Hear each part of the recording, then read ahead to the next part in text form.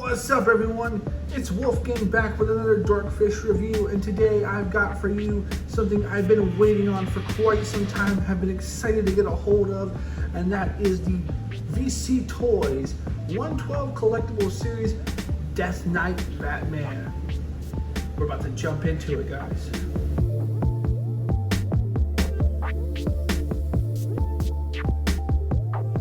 Alright, and let me start by saying, guys, that this is a figure I have been waiting for quite some time since they announced it, having it on pre-order, going through some things to finally get it because the pre-order falling through. But let me tell you guys, for most of you who know me personally, Batman is one of my favorite characters. Actually, I say he's my favorite comic book character, aside from Joker. And I love collecting Batman. I have a couple hundred different kind of Batman figures, different Batman in general, different stylized takes on some of the same version of Batman too. So Batman is my shiznit. I love him, and so I knew when I saw this figure I was gonna have to have him. And my God, this is not disappointing. If you're not already getting chill bumps just looking at this thing right now, then I don't know what you're looking at or what you think you're looking at. But this figure is phenomenal, aesthetically speaking. Does a lot of things right, a few things tough and wrong, maybe not wrong, but tough, but a lot of things right, and that's what I'm excited about. So we're gonna jump into this. I'm gonna stop rambling now, and we're gonna jump into the first part we always get into, and that's accessories. So the first thing I want to point out with accessories is you do have 3 head sculpts. You have the one that comes in the package, which is the one that it's holding on to. So the first thing I want to point out is you do have 3 head sculpts. So the first one is the one that comes standard on him. That's the one that's on him right now as well. The standard bat cowl kind of helmet. The next one that stands out, it is my favorite head sculpt. And don't get me wrong, the cowl head sculpt, as we look at it, is fantastic. But my favorite head sculpt is here. I mean, this is such a beastly, a phenomenal, monstrous head sculpt. The crown with the horns, the teeth, the red eyes, the carvings. I mean, just everything about this head sculpt is fantastic. Now you come with a third head sculpt that I didn't realize was actually a head sculpt, but it actually has the pin to pop on and off, and that's the skull. So kind of an interesting pick, you know, given the other stuff. You've got the little ball joint that goes in there. It's very well painted, very well done. Don't get me wrong, I love this. I thought it was just an accessory, and as an accessory, I think this is fantastic. As a head sculpt, I don't know, I'm gonna have to try it on, but it is so cool to get it though. As just an accessory alone, given that this is like the Grim Knight, this is Death if it wore Batman's costume, or Batman if he became Death. Beyond the Black Lantern, this is fantastic. So I actually like this head sculpt. I like the painting a lot, the cracks in it. You also get a lantern. Now, this is a pretty cool piece. Transparent center plates there. Actually a fairly heavy piece too. This is not a light piece. So they put a lot of heavy rubber and plastic into this. It's got the little hook hole you can see as I move it around, seeing the gold in between it, so he can hook his fingers or things on it so he can hold it. It's pretty cool. Nice piece done there. He comes with 1, 2, 3, 4 different sets of hands. The fisted hands, which come with them in the package. Then these gripping style hands. All right, yeah, you see them with the golden knuckles. Everything has been painted very well. Then your next style hands, also gripping hands, a little more lax though. Actually, a little better for most of the accessories that come with them. And I'll show you why as we look at the accessories. But kind of a lax, but still kind of gripping, or a looser gripping hand, which actually will work out for more of the accessories than even the standard gripping hand. And you have completely relaxed hands. Look at that, look at the sculpt, look at the paint detail. I mean, it's sick. This whole Batman is sick. He looks like, I'm just gonna say it here, it's like if Batman and Lord of the Rings married and had the perfect child. It's like Sauron and Batman, and it's so well done. So I'm gonna keep saying stuff like that throughout the video, and you're probably gonna think I just completely have a hard on this for this figure, and you're not wrong in that regard. So the next is this little piece, and this is probably the most perplexing piece. Now, I actually don't know what it is. I speculate it is this figure's version of a batarang. Is kind of this hook blade, but it's really tiny. So I think it's kind of this version's batarang. I'm not really certain. Anyone who, if they do have the figure, knows, please feel free to comment and tell me, right? The next three accessories are amazing, and they are his weapons. So the first thing we have is this sword here, and it is so well done. The chips in the blade, damaging the skulls, the eyes, the blood red eyes. It's so well done, front and back. I like this a lot, but it's third in place next to this blade. Now this blade is hefty. This is a chunky boy. This is such a big figure looking, or such a big sword. Looking in next to him, touching the ground, it's almost to his shoulder. That is dead in front of him. That is such a big blade, and it's heavy. It's got some weight to it. I like the cracking. I like the blood. I like the, well, not the blood, but the was it like magma, I guess? It's kind of like a molten lava or magma cracking through. It is so cool. The shading is well done in, I shouldn't say shading, but the wash with the yellow that kind of runs in and out throughout with the orange underneath. Very well done. And then his last piece, which is probably his best weapon, his scythe. Of course, he is the Death Knight, so he's gonna need his scythe.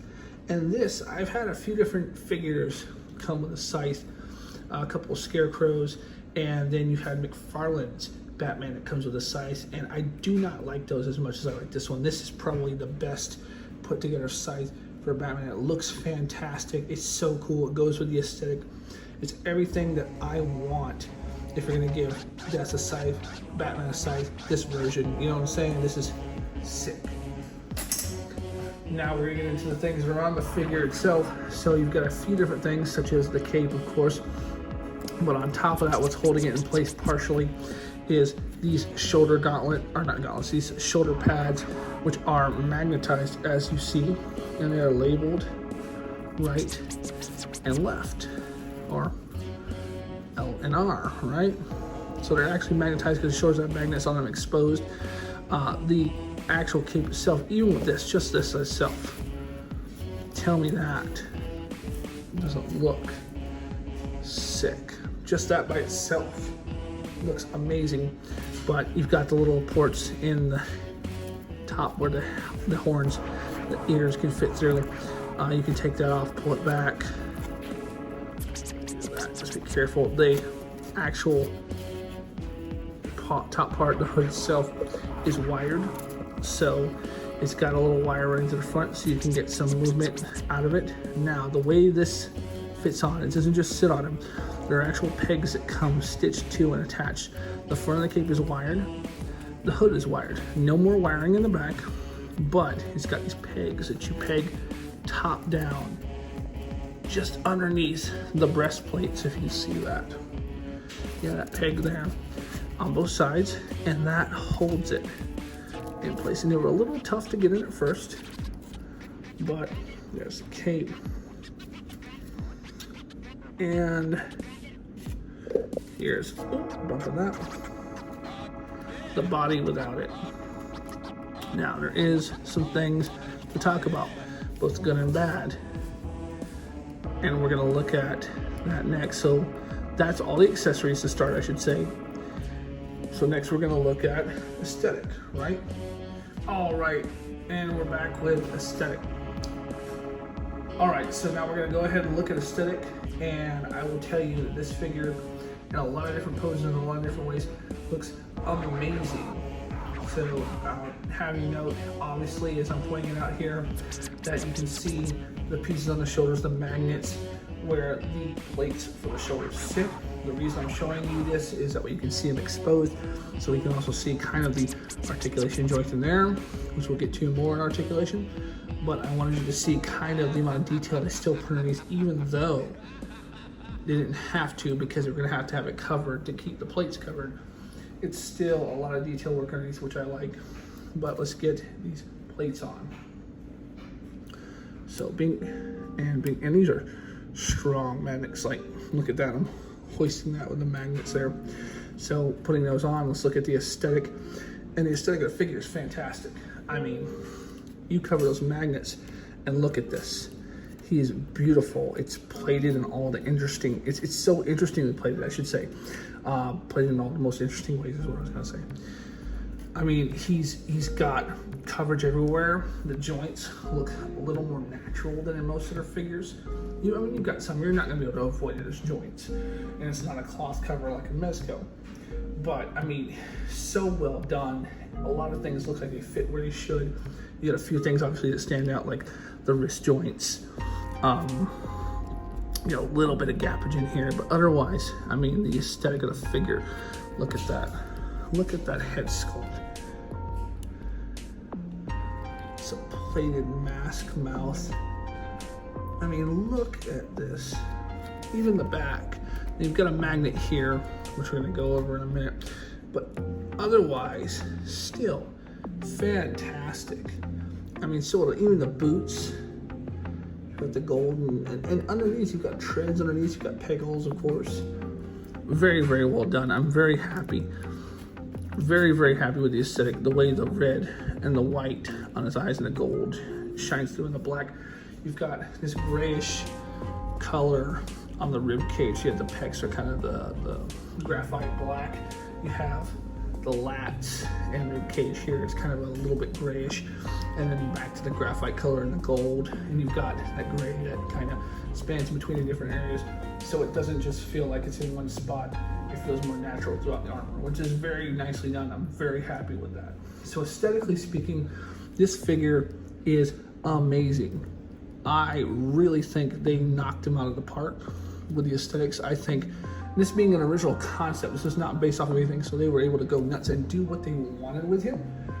And I think he looks amazing. Like, for a concept figure, they killed the concept. 100% fantastic. In love with it. That being said though, we're gonna have to go on to the next important part, articulation. So articulation, this is where things can get a little hairy in certain areas.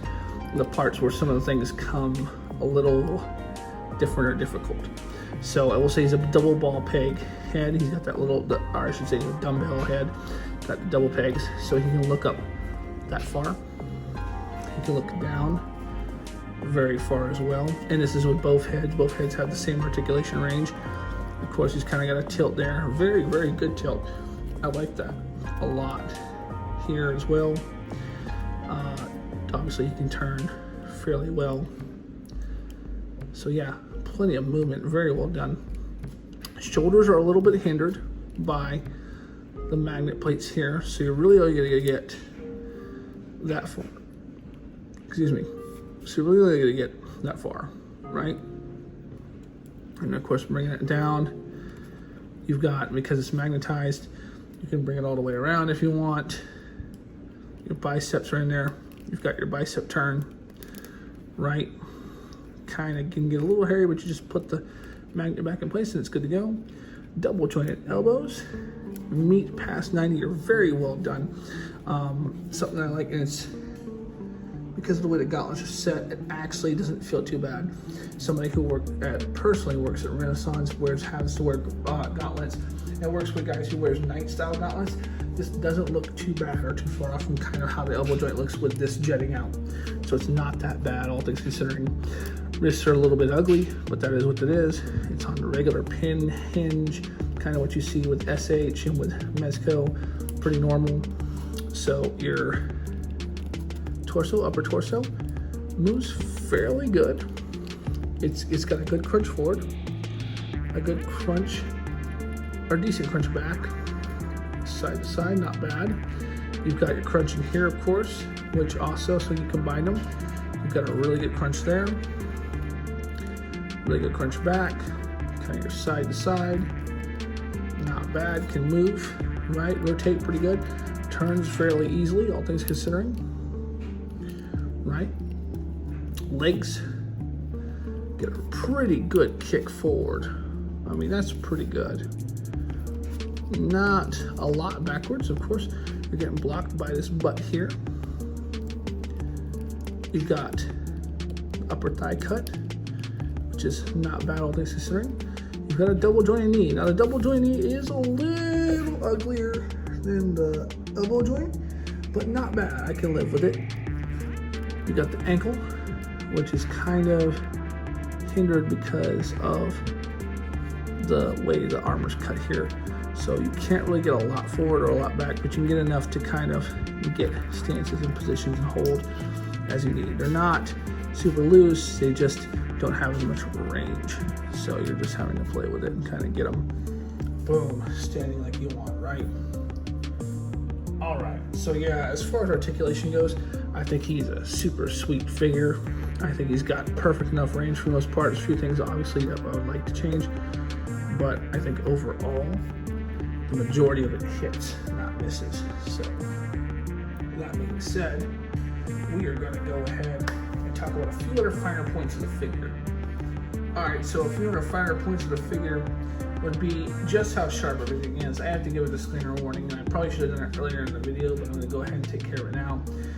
He is very pointy. All of his hands, everything.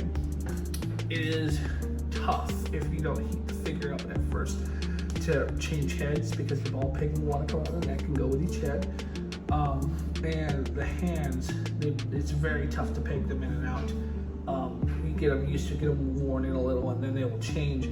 But to start with this figure, and because it's not soft, completely soft, it's all hard plastic, when you're stabbing the crap out of your hands, just getting everything in place. So that's something to think about. Just so you know, when you get the figure, if it's something you're looking for. I mean, the soft goods, as far as these go, yeah, these are soft, but the rest of everything else is pretty much a hard material on this figure, and it will hurt your hands. That's just something to think about. That being said, we're gonna jump into size comparison. All right, we're back with size comparisons, and the first one I want to do, pushing him off to the side a little bit, is you've got the DC Classics Etrigan. So I think these two fit in pretty good scale, actually. I actually kind of like that. Etrigan's a little bit of a bigger character, so that makes sense. Next we have the McFarlane Toys Build-A-Figure Mercy. Kind of bigger boy, gotta get this one to stand. Boom, see the huge size comparison here. Doesn't even fit on the screen. Next we have the Mafex Hush standard release Batman. And actually not a bad size comparison. I'd say they're pretty close, honestly. Not bad at all.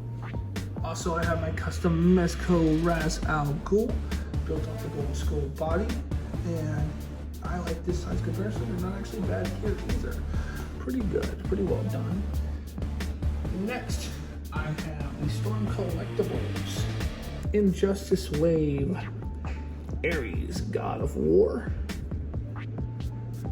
Oh, I don't understand. Come on, you. Boom, and there those two are next to each other, and it's still fairly huge compared to him, although Ares can change size, so it makes sense. And the last comparison, one I've been dying to put next to each other since they announced this figure, is the VCToys 1/12 scale. And the last figure I have been dying to do a comparison of since they announced this figure is the other VCToys 1/12 scale collectibles Batman Extreme Suit. Doesn't like to stand. There we go. Those are not bad next to each other either, all things considering. All right.